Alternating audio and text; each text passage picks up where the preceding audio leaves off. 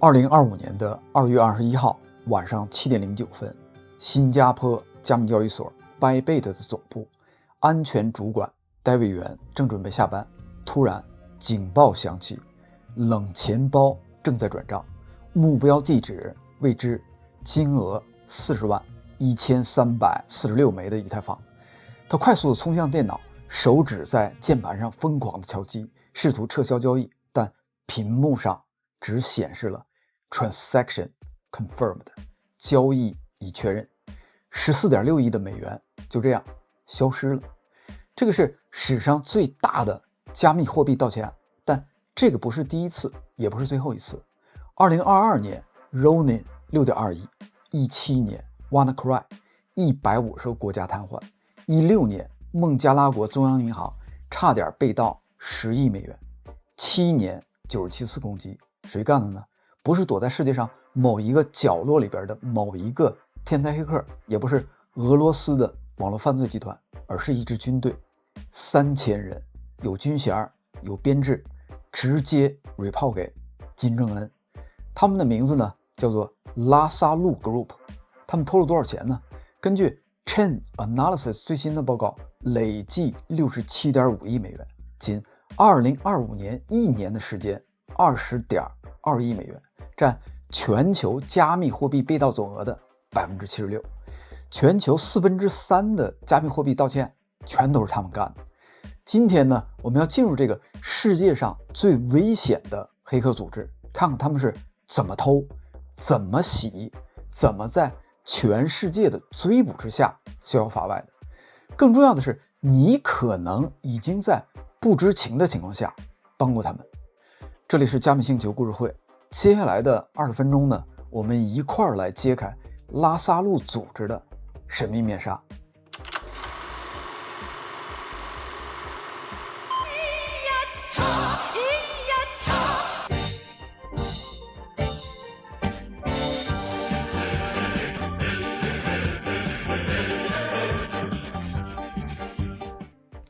2007年，世界上最神秘的国家做了一个决定，一个后来会改变加密货币世界的决定。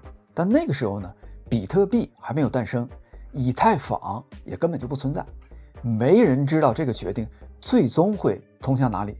这个决定是什么呢？建立网络战部队。金正日下令从全国选拔天才儿童，培养成黑客，目标很简单，用网络攻击来为国家赚钱。他们最初的目标是银行、公司、政府系统。2009年攻击韩国和美国的政府网站，11年侵入韩国的银行系统，13年瘫痪韩国媒体网络。那个时候呢，大多数是破坏多于获利，算是小打小闹。直到2009年比特币诞生，15年以太坊诞生，突然一个全新的世界出现了，一个不需要银行的世界，一个不受监管的世界，一个里面充满了现金的世界。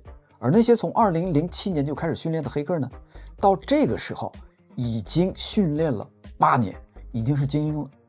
2011年金正日去世，27岁的金正恩正式接班，他面临的局面几乎是绝境，国际制裁，经济崩溃，人民挨饿，人均 GDP 只有640美元，46%的人营养不良。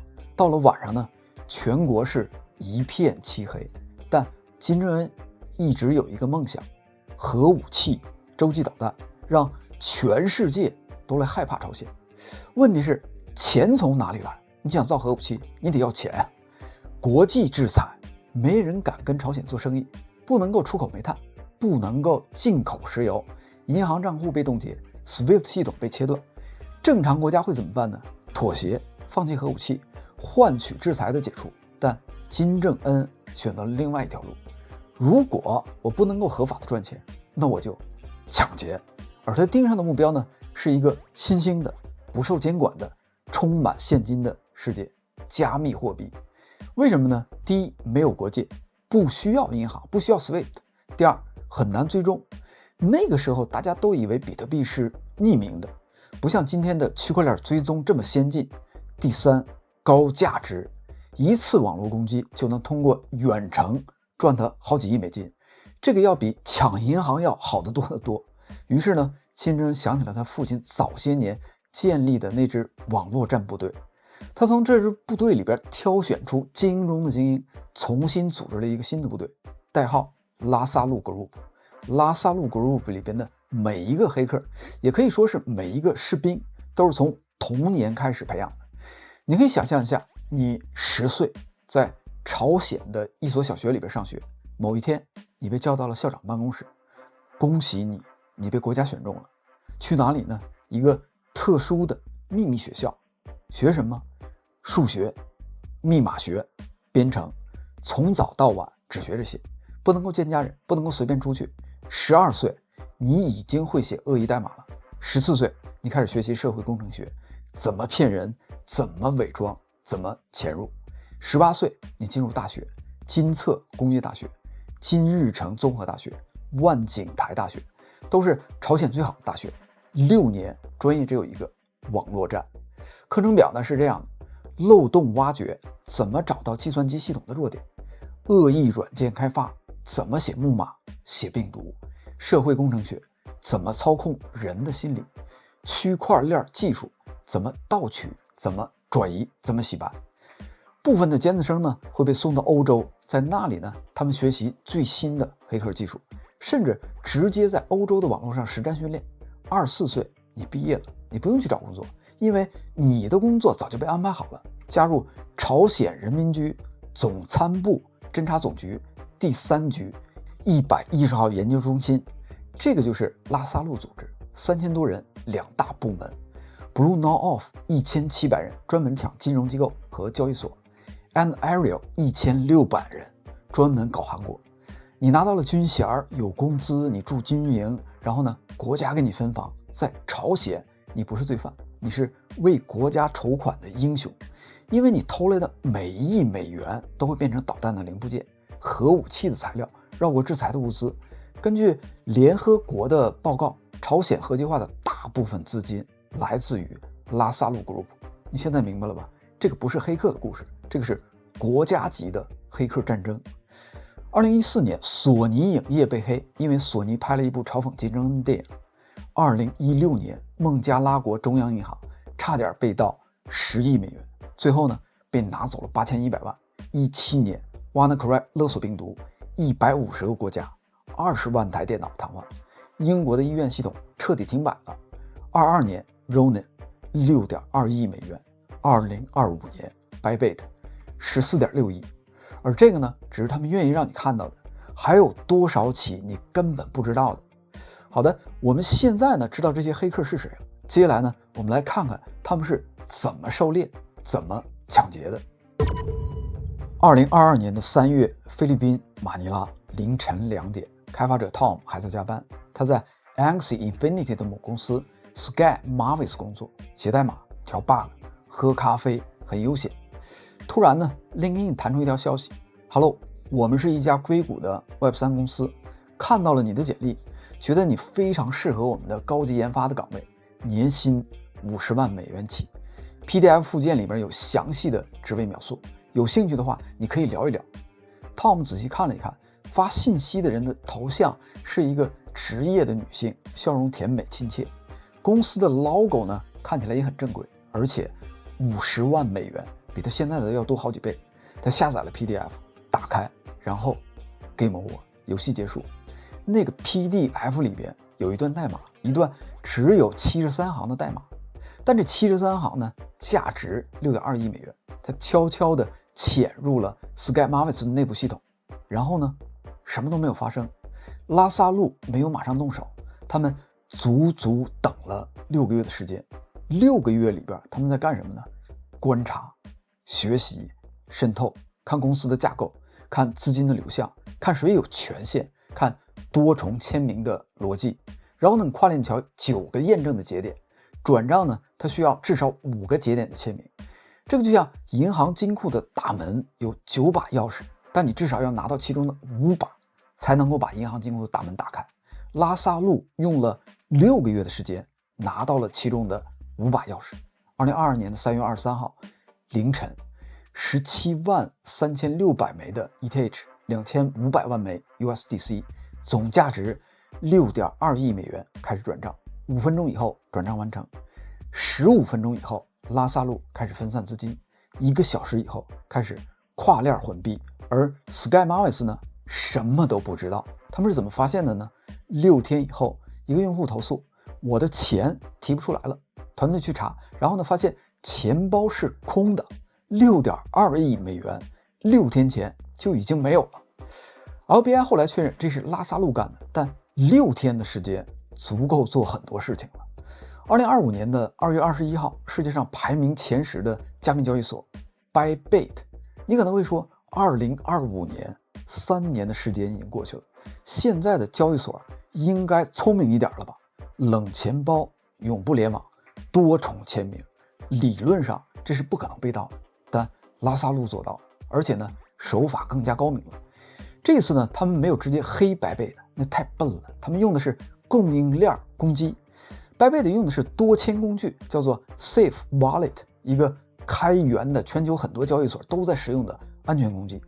大家呢都信任这个工具，拉萨路盯上了这个中间人，他们先黑进 Safe Wallet 的供应商，然后呢植入了恶意的 JavaScript 的代码。这段代码很聪明，只针对 Bybit 的特定钱包生效，其他的用户没事儿。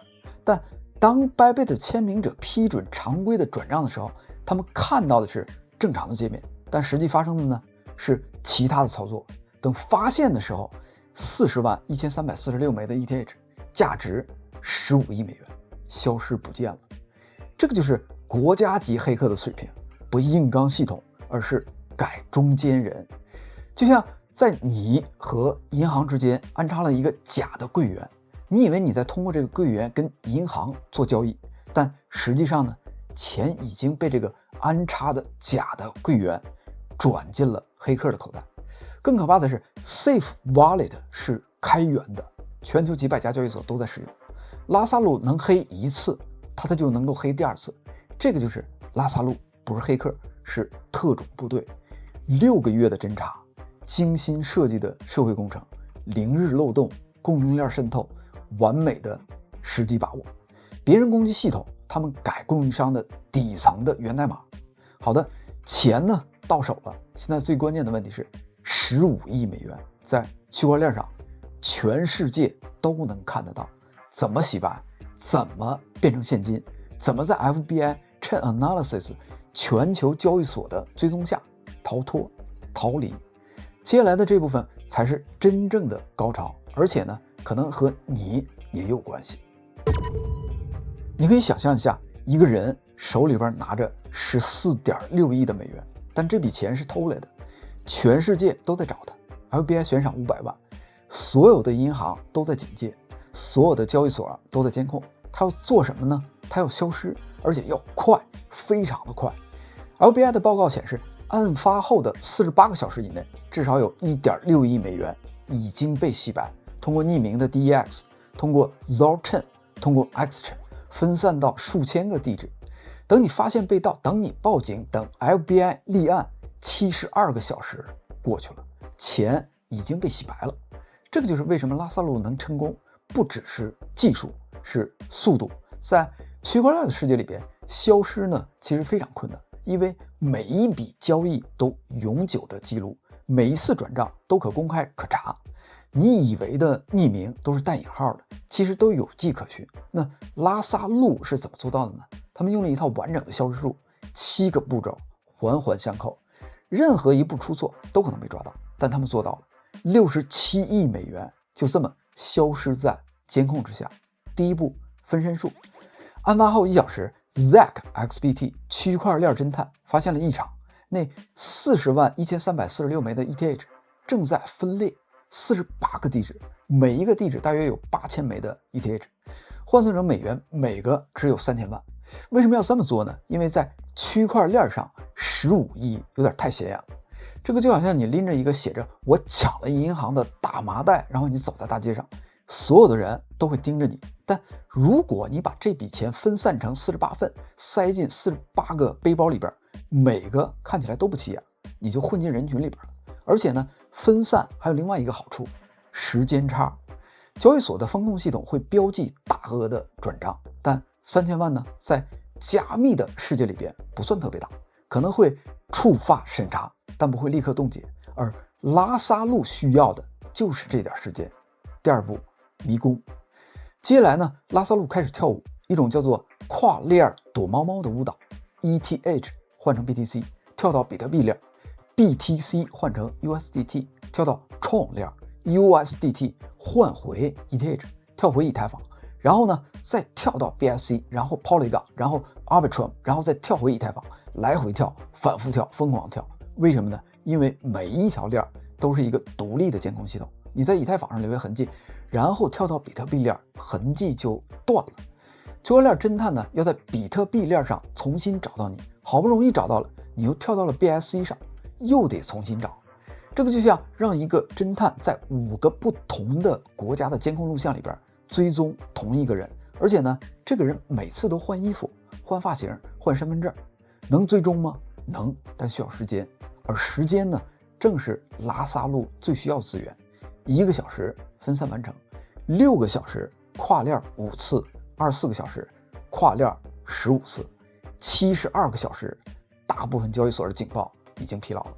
而且呢，在整个的这个过程当中，他们还会做另外一件事，制造噪音，发送假的代币，创建诱饵的地址，转账一堆小额的交易，目的只有一个，掩盖真实的路径。这就像间谍电影里边主角要逃跑的时候，故意把已经被发现的手机塞到别人的口袋里边，警察追了半天才发现追错了对象，而那个时候呢，主角已经逃跑了。第3步是洗衣机。现在呢，我们来到了最关键的一步，Tornado Cash。先讲一个故事，想象一个巨大的游泳池，深不见底，水呢也很浑浊，1000个人走了进来，每个人往这个游泳池里边扔进去1万美元，池子里边现在有1000万美元，水呢在翻滚，钞票在旋转，混在一块儿，你根本就分不清哪张是谁的。然后呢，这1000个人各自从池子里边取回1万美元，但注意，你拿到的钱不是你原来扔进去的钱，你也根本就找不到你扔进去的那张钱，你的脏钱现在在别人的手里，你手里的干净钱来自于别人，金额是一样的，但来源彻底的被切断了。这个就是 Tornado Cash， 它用智能合约实现了这个洗衣机。你存入1个 ETH， 等几个小时或几天的时间，再提取1个 ETH， 在区块链上能看到你存入，能看到你提取，但看不到存入和提取之间的关系。怎么做到的呢？零知识证明。你可以证明我有权提取1个 ETH， 但你不需要证明这1个 ETH 就是我存的那个。就好像你去银行取钱，你证明我有1万块钱的存款，但柜员给你的钞票不一定是你当初存的那几张，钞票的编号已经不一样了，但金额是对的，你也没有任何的损失。拉萨路通过 Tornado Cash 洗了多少钱呢？2024年的3月，单次 1.475亿美元，7年总计超过10亿美元，10亿美元就这么在全世界的眼皮底下洗白了，消失了。这就是为什么2022年美国政府制裁了 Tornado Cash， 2023年创始人被逮捕了，罪名协助洗钱。但这里有一个讽刺的事情， Tornado Cash 是开源的智能合约，代码呢已经被部署在以太坊区块链上了，没有人能够关闭掉它，没有人能够删除它。你可以抓创始人，你可以制裁网站，你可以冻结前端的界面，但你关不掉这段代码。这个就是去中心化的悖论。你创造了一个没有人能够控制的工具，包括你自己。所以即使创始人在监狱里边，即使美国发布了制裁令，拉萨路现在仍然可以使用这个工具。2025年 Bybit 被盗以后，他们还是把钱给扔进了 Tornado Cash， 只不过呢，现在成本更高了，风险也更大了，用的人少了，混币的效果要差了一些。但对于67亿美元来说，这个又算什么呢？这个就是拉萨路最可怕的地方。他们知道，即使全世界都在追，但总有漏洞可以钻，总有工具可以用。第4步，归巢。好的，钱呢现在洗干净了，现在从 Tornado Cash 取了出来，分散在数百个干净的地址里边。下一步呢，归巢。拉萨路把这些干净的钱慢慢的给汇集到几个固定的地址里边去。这些地址呢，就像他们的保险柜一样。比如说这个，你现在可以把这个地址输到 Etherscan 里边去查。2023年2月到6月，超过3000万的 USDT 流过这个地址，全部来自于 Tornado Cash， 全部流向同一个方向 Paxful 和 Nuance。 第5步，出口。注意，接下来的这部分可能和你有关。如果你在币圈做过 OTC， 如果你在 Paxful 或者是 Nuance 交易过，那么你一定要仔细听。拉萨路现在面临最后一个问题，怎么把 USDT 换成现金？不能去边，会被 KYC 给卡住，不能够去 OKS， 大额呢会被风控，也不能直接去 Coinbase， 会被直接报告给 FBI 的。他们需要的是没人管的地方。 Paxful Nuance P2P 的平台。什么叫 P2P 呢？买家和卖家直接交易，平台只是撮合，不管你的钱来自于哪里，没有严格的 KYC， 没有交易的限额，而且呢，支付方式也五花八门，银行转账、支付宝、微信、现金面谈、礼品卡，甚至比特币。对拉萨路来讲，这些地方简直就是天堂。他们盗取的90%的资金，最后呢，全都流向了这2个平台。在那里有一群人，他们不问你的钱从哪里来的，他们只要你的 USDT， 然后呢，给你人民币、美元、欧元，任何你想要的货币，甚至再换成比特币，再洗一次。美国政府呢，已经起诉了其中的2个人，郑雄文，中国香港人，吴慧慧，中国大陆人，罪名为拉萨路提供洗钱的服务。但这个呢，只是冰山的一角，还有几十个、上百个这样的 OTC 商家，他们就像地下钱庄的加密货币版本一样。而如果你在 Paxful 或者是 Nuance 做过交易，你可能已经遇到过他们，你可能已经收到过拉萨路的钱，你可能已经在不知情的情况下帮他们洗了钱。第6步，兑现。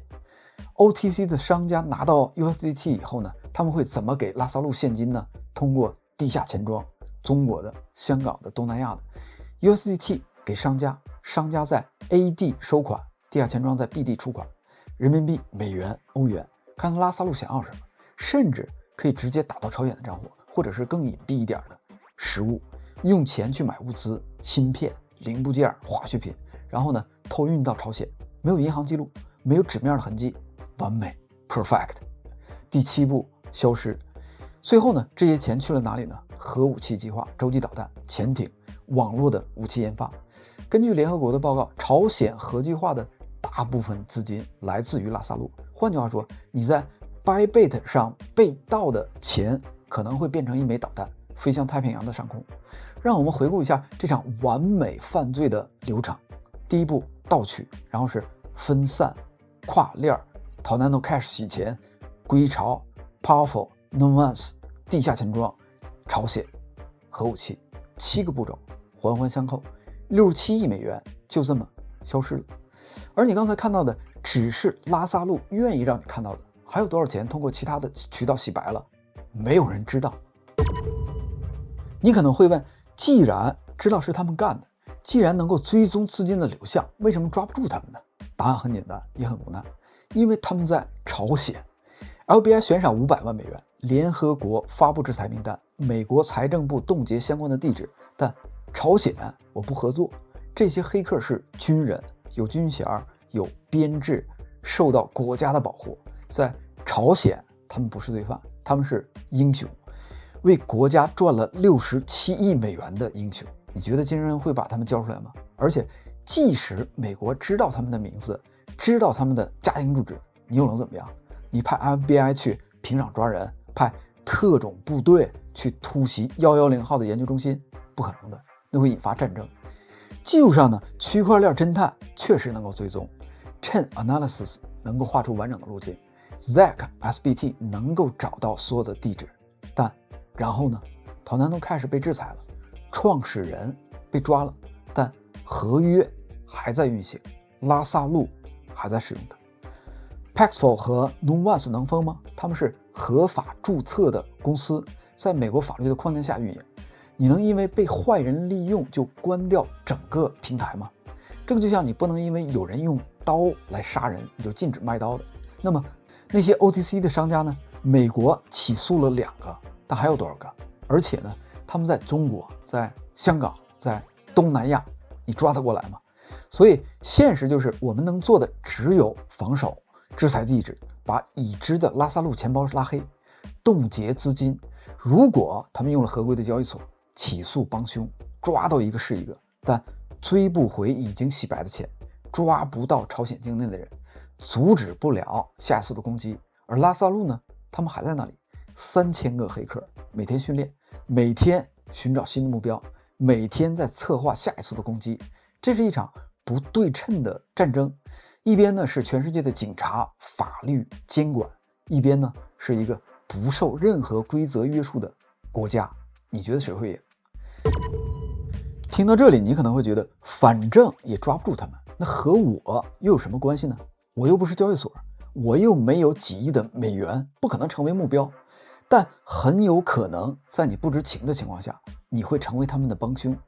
2023年，澳洲一个普通的币圈玩家在 Paxful 收了一笔 USDT 3000美元，对方呢说是做跨境电商的，要换人民币，他觉得没有问题，汇率还不错，就换了。2个月以后，银行卡被冻结，澳洲警局打电话给他，你的账户涉嫌洗钱，请配合调查。什么洗钱？我就收了3000块啊！那3000的 USDT 来自于一个被标记的地址，涉及境外盗窃案，他的钱拿不出来了，被列入了监控的名单，可能面临法律的调查。而他呢，什么都不知道，他不知道 Paxful 是拉萨路的提现渠道，他不知道要问清楚 USDT 的来源，也不知道区块链上每笔交易都可以溯源，他只是想赚点差价而已。结果呢，帮拉萨路洗了钱。这个就是我要说的，这件事儿和普通人也有关系。如果你在币圈，如果你做 OTC， 如果你收过大额的 USDT， 你需要知道，第一 Paxful 和 Novance 是拉萨路的主要的出金渠道，第二，收到的脏 U 会导致你的账户被冻结，第三，我不知道不是法律的借口，在很多的国家，洗钱罪不需要证明你知情，只要你应该知道而没有合理的审查，你就可能构成犯罪。所以作为一个普通人，做加密的交易只用那些大的合规的平台，虽然呢 KYC 有点麻烦，虽然手续费稍微高那么一点点，但至少能够让你睡着觉，避免那些强调无 KYC 绝对隐私自由交易的平台，那些呢都是高风险的灰色地带。另外呢，拒绝来路不明钱。如果有人要给你非常好的汇率兑换大额的 USDT， 比如说1个 USDT 兑换 1.5 美元或者是2美元，这一定是有问题的，最好直接拒绝。贪图一时的利润，可能让你损失全部的本金，甚至惹上官司，不知道。最后呢，远离那种灰色的工具，不要用混币器，不要用匿名的钱包，不要相信任何的承诺，绝对隐私的服务。为什么呢？因为在监管的眼里，用这些工具就等于你心里有鬼。即使你是为了保护自己的隐私，即使你没做什么任何的坏事，但一旦被查，你要怎么证明你的清白？法官大人，我用了 Tornado Cash 是为了保护我自己的隐私，不是洗钱。那你为什么要保护隐私呢？我只是不想被人知道我有多少钱，所以你就用了被拉萨路用来洗钱的工具吗？你觉得这个法官会相信你吗？好的，我们最后呢来总结一下今天的这个故事告诉了我们什么？主要有2点。第一呢，加密货币不是法外之地。虽然拉萨路偷了67亿的美元，但每一笔交易都记录在链上。ZAC XBT 能够追踪 ，FBI 呢能够锁定 ，Chain Analysis 能够画图。拉萨路之所以能够逃脱，是因为他们躲在朝鲜的背后。如果你想利用区块链来洗钱，是一定能够被查得到的。第二，技术是中性的，人有立场。Tornado Cash 本来是隐私的工具，可一旦被用来洗钱，创始人就进了监狱。加密货币也一样，朝鲜呢通过它偷钱造核弹，而我们呢更应该用它来建设更加自由、更加公平的金融系统。最后，拉萨路仍然在继续，下一个目标可能是币安 OKX， 可能是你所存钱的交易所，你的钱包，甚至是你。所以呢，点赞转发，把这期视频发给你身边做 OTC、做换汇、玩链上的朋友。币圈不是法外之地，它是战场，你要知道敌人在哪里。好的，如果你喜欢这类的内容，请点赞并订阅频道，也欢迎加入我们的 Discord 社区吃瓜群众自治社，入口就在外网频道的主页。我们下期视频再见，谢谢，再见。